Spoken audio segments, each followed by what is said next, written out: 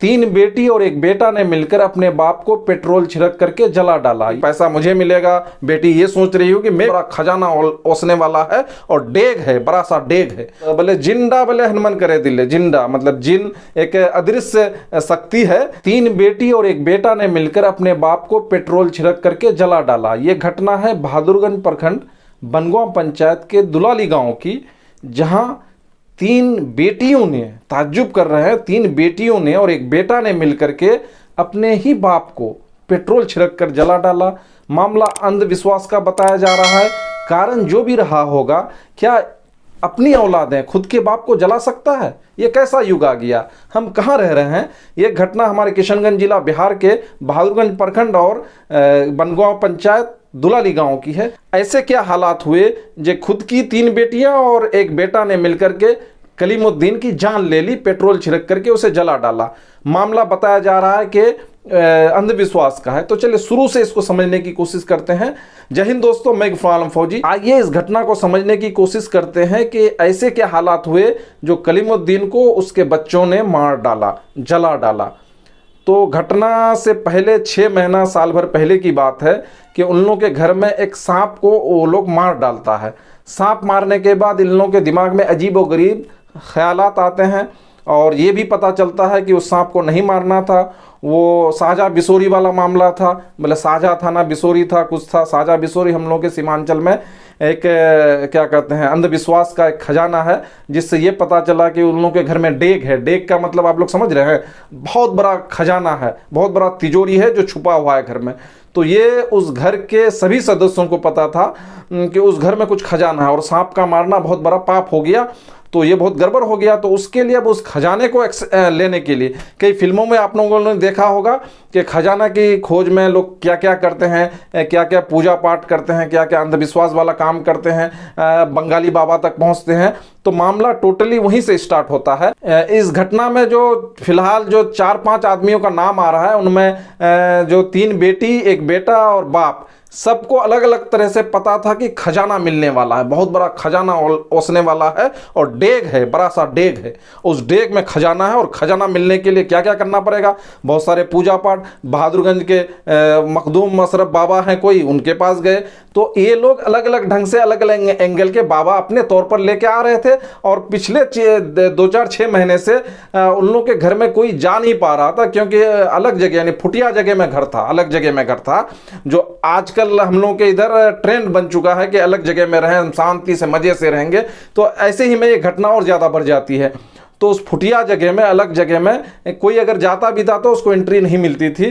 वो लोग कुछ ना कुछ पूजा पाठ करते रहता था कि भाई डेग आने वाला है, खजाना आने वाला है, अब तो फिर हम लोग कहाँ से कहाँ पहुँचने वाले हैं। तो मामला वहीं से स्टार्ट होता है।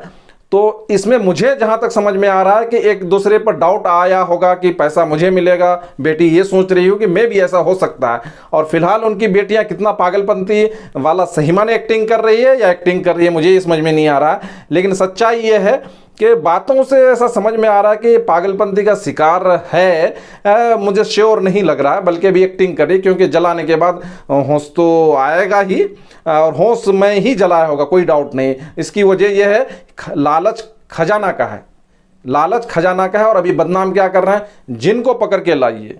अभी उनका अगर फुटेज सुनिएगा तो बोले जिंदा बोले हनुमान करे दिले। जिंदा मतलब जिन एक अदृश्य शक्ति है जो इन लोगों पर कंट्रोल कर रहा है।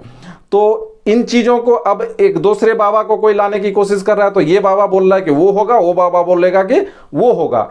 तो ये जितनी भीड़ आप पीछे देख रहे हैं, फिलहाल लोग जो गए, जहां हम लोग 15 अगस्त का जश्न मना रहे थे, वहां वो लोग लगभग 14 अगस्त की रात यानी 15 अगस्त के मॉर्निंग टाइम में लगभग 1-1:30 बजे अपने बाप को ये लोग तीनों बहन और भाई मिलकर के जला डालता है।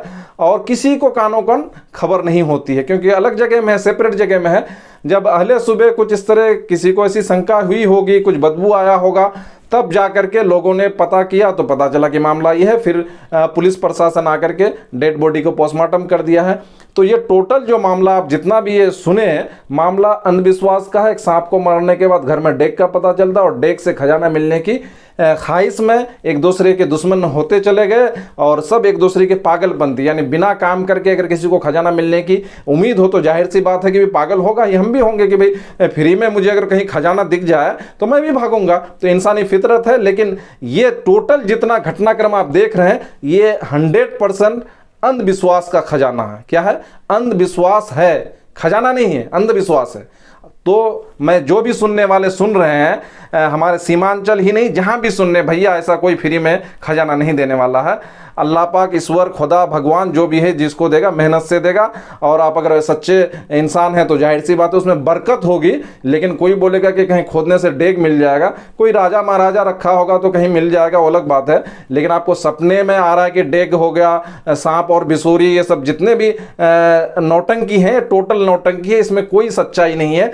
तो प्लीज किसी भी तरह के इस तरह के अंधविश्वास पे न पड़े। और बंगाली बाबा हो या किसी तरह का भी अंधविश्वासी बाबा, मैं उस बाबा की बात कर रहा हूं जो आपको बेवकूफ बना करके आपके घर से खजाना निकालने की कोशिश कर रहा है कि आपके पास खजाना है।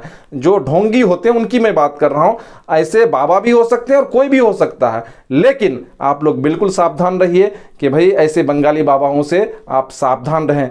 अगर आप सावधान नहीं रहते हैं तो ऐसी ही घटना होगी। आज बेटियों ने बाप को मार डाला। कितनी दर्दनाक, अलमनाक, शर्मनाक और दर्दनाक घटना है। ऐसे घटना में आप क्या बोलेंगे? सावधान रहिए, सतर्क रहिए।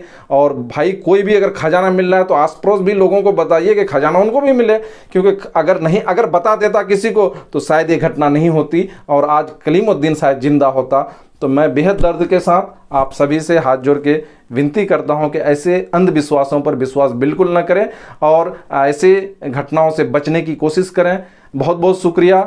जय हिंद, जय भारत, जय भारत, जय भारत। और अगर तुम लोगों को ये वीडियो पसंद आई तो यार लाइक मार दो, और नहीं आई तब भी लाइक मार दो, क्योंकि फर्क नहीं पड़ता। सही बता रहा हूं, फर्क नहीं पड़ता, बस लाइक मार दो। और अगर तुम लोग नए हो तो सब्सक्राइब करो। वो जो लाल वाला बटन है उस पर कुछ भी फेंक के मारो, ये माइक फेंक के मारो, ये कैमरा फेंक के मारो, मैंने उल्टा बोल दिया लेकिन मुझे फर्क नहीं पड़ता है। बस सब्सक्राइब करो, मुझे